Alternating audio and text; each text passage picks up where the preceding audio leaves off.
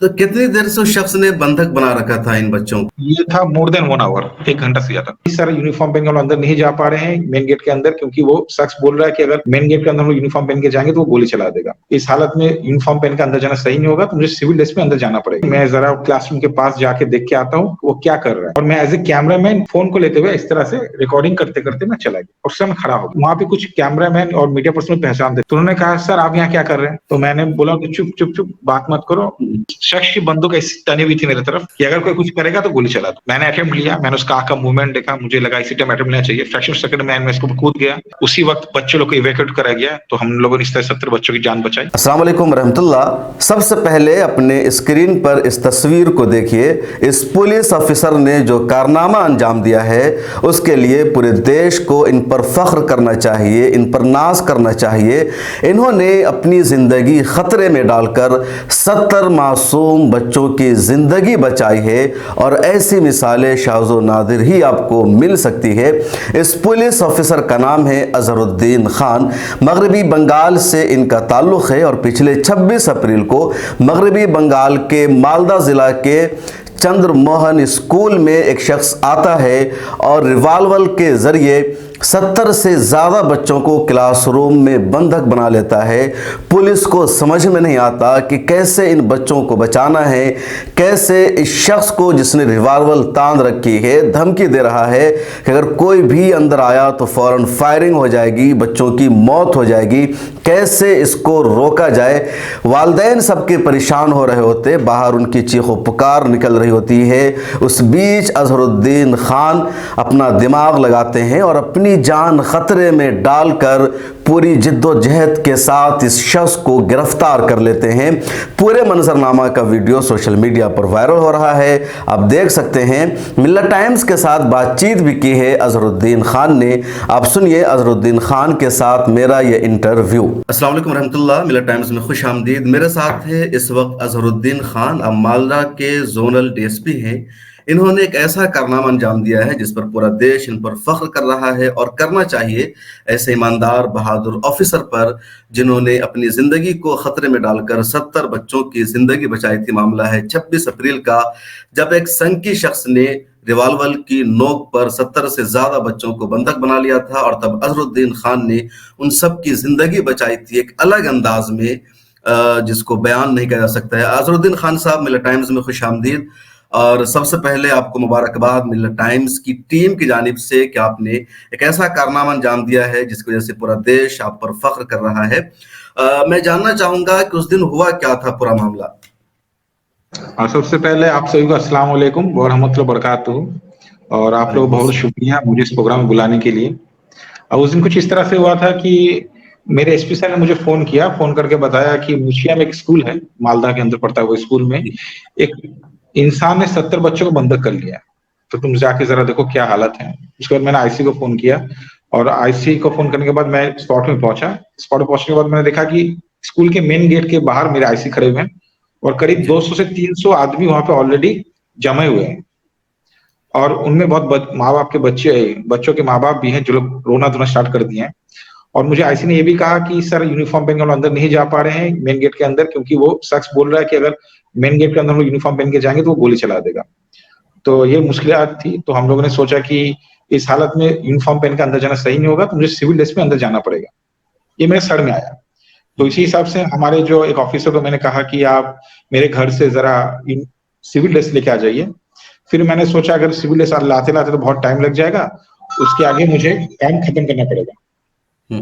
उसी हिसाब से उसके बाद मैंने वहां से उस स्कूल के राइट साइड में आपके एक वॉल है, तो उस वॉल के पास में पहुंच गया। मैं पहुंचने के बाद मैं उन्हें वहां पे एक लोकल पब्लिक से एक गंजी लिया जो नीला रंग का गंजी था। आपने शर्ट उतारी, बेल्ट उतारा, और जूते की जगह मैंने एक चप्पल और एक इंसान से लिया।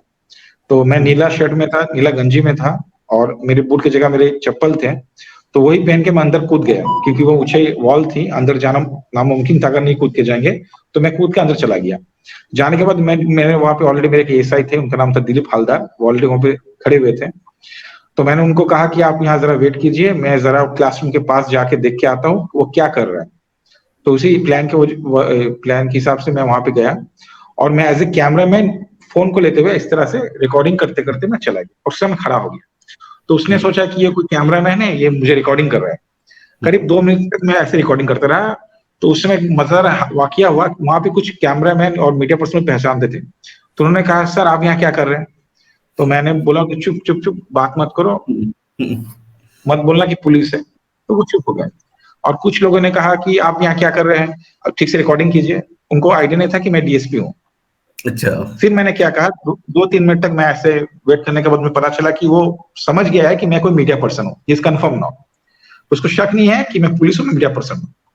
उसके बाद मैं फिर से वहां से पैदल चलते चलते थोड़ा दूर में, जहाँ पे दिलीप हालदार मेरे क्या आया था, वहां पे गया। उनको कहा कि मैं एक एटम लेने वाला हूँ, मैं उनके ऊपर मैं जंप करूंगा और उनका कैप्चर कर लूंगा। आप लोग मुझे बैकअप करना। मेरे पास 4 या 5 आदमी की टीम थी जो सिविल ड्रेस में थी। और वाकई इस तरह से था कि क्लासरूम थे और क्लासरूम के पास जो दीवार था, वो दीवार के राइट हैंड साइड दिखाई नहीं दे रहा था। तो वो उसका वो क्लोज था, उसको पता नहीं था। तो मैंने वहां पे दिलीप हालदार को रख दिया और मैं वेट करने लगा। फिर मैं वहीं पे जाकर खड़ा हो गया, उसका रिकॉर्डिंग करने लगा। और उस शख्स की बंदूक ऐसी तनी हुई थी मेरे तरफ कि अगर कोई कुछ करेगा तो गोली चला दूंगा। तो लाइफ फिक्स था। तो मैंने अटेम्प्ट लिया, मैंने उसका आंख का मूवमेंट देखा, मुझे लगा इसी टाइम अटेम्प्ट लेना चाहिए। फ्रैक्शन सेकंड में मैं इसको कूद गया। कूदने के बाद उसके जो आर्म्स, उसको हम लोगों ने उसके आर्म्स को हम लोगों ने उसको डिसआर्म किया। कुछ मिनट तक धस्ता धस्ती हुई। होने के बाद उसी वक्त बच्चों लोग को इवैक्यूएट कराया गया। तो हम लोगों ने इस तरह 70 बच्चों की जान बचाई। उसको डिटेन करने के बाद एक जो चीज हुआ कि बाहर जो पेरेंट्स खड़े हुए थे, वो इमीडिएटली से अंदर आने लगे और उन्हें उस समय वो चाह रहे थे कि उसको मार डाला जाए। तो फिर उसको बचाने के लिए हम लोगों ने, मैंने, आईसी ने, सबने मिलकर पब्लिक से हाथ जोड़ के बोला कि प्लीज ऐसा कुछ मत कीजिए, कानून को अपने हाथ में मत लीजिए। तो पब्लिक शांत हो गया। फिर जो प्रोसीड्यूर हम लोगों ने वो पूरा किया। अल्लाह का रहमत था, बाप माँ का दुआ था, आप सभी का दुआ था कि हम लोग इस एम्बिशन में कामयाब हो पाए, इस मिशन में। तो कितनी देर से उस शख्स ने बंधक बना रखा था इन बच्चों को? ये था मोर देन 1 आवर, 1 घंटा से ज्यादा। तकरीबन 1 घंटा तक चलता रहा। बच्चों के वालिदैन सब आ गए होंगे, पूरी खबर हर जगह फैल गई हो कि ऐसा ऐसा हो रहा है। बिल्कुल फैल गई थी और आपकी क्लास के बाहर बहुत पेरेंट्स जमा हो गए थे। बहुत लोग रो रहे थे, उनके आंख से आंसू गिर रहे थे और आना चाह रहे थे। और अंदर जो बच्चे थे वो लोग के मुंह पर सूख चुका था, वो डर गए थे। इसलिए अगर आप लोग वीडियो भी देखेंगे कि जब वो लोग दौड़ रहे हैं तो वो पैनिक में दौड़ रहे हैं, भाग रहे हैं। ये तकरीबन 7 की क्लास थी, 7वीं क्लास के बच्चे सब थे ये सब? 7 के बच्चे थे, कोविड स्कूल था, 7 के बच्चे थे सब, 70 अच्छा। ऑलमोस्ट। अच्छा, जरा ये बताइए कि वो शख्स जो बल्लभ, उसका देव बल्लभ नाम है गालिबन, तो किस बुनियाद पर वो आकर के बच्चों को उसने बंधक बना लिया था? उसकी क्या वजह थी इसके पीछे? उसका कहना है कि एडमिनिस्ट्रेटिव के खिलाफ उसका एक गुस्सा है, ये एडमिनिस्ट्रेटिव गुस्सा है कि उसका एडमिनिस्ट्रेटिव के खिलाफ एक गुस्सा है। इसीलिए उन्होंने कहा कि बिकॉज मैंने सफर किया है तो मैं दूसरों के बच्चों को भी सफर कराऊंगा, इसलिए इसने ये एक्शन लिया। एडमिनिस्ट्रेशन से उसकी लड़ाई थी और वो बच्चों से उसका बदला लेना चाह रहा था। ये उसका कहना है, पर हम लोगों ने इन्वेस्टिगेशन किया है, देखा ऐसा कुछ भी बात नहीं है कि उसने जो जो इल्जामात लगाए थे वो सच नहीं झूठ है। बाद में हम लोगों को पता चला। अच्छा, तो अभी जेल में बंद है और उसी वहीं का लोकल है का वो? जी जी, यहाँ का लोकल है और अभी जेल में। अच्छा, अजरुद्दीन साहब, ये बताइए मीडिया को उसने क्यों अलाउ कर रखा था? क्यों मीडिया और कैमरा पर्सन उसके पास जा रहे थे? जी, वो चाह रहा था कि उसने जो काम किया है ये मीडिया में हाइप हो, सबको पता चले उसने किया है। कि उसको, उसने जिस तरह से झेला है, अकॉर्डिंग टू हिम, उसने जिस तरह से झेला है सबको पता चलना चाहिए, इनके बच्चों को झेलना चाहिए, सबको पैनिक होना चाहिए। बिल्कुल।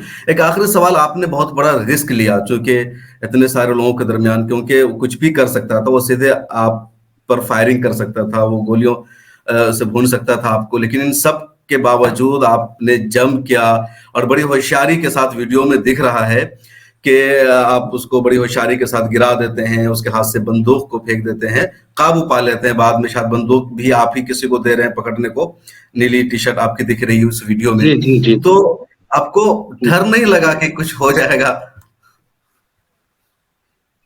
देखिए मैं सच बोलता हूँ, मैं जब वहां पहुंचा ना, तो क्लास के बाहर, स्कूल के बाहर बहुत पेरेंट्स थे और 200-300 लोग खड़े हुए थे, उसके बहुत सारे पेरेंट्स भी थे और वो लोग रोना धोना कर रहे थे।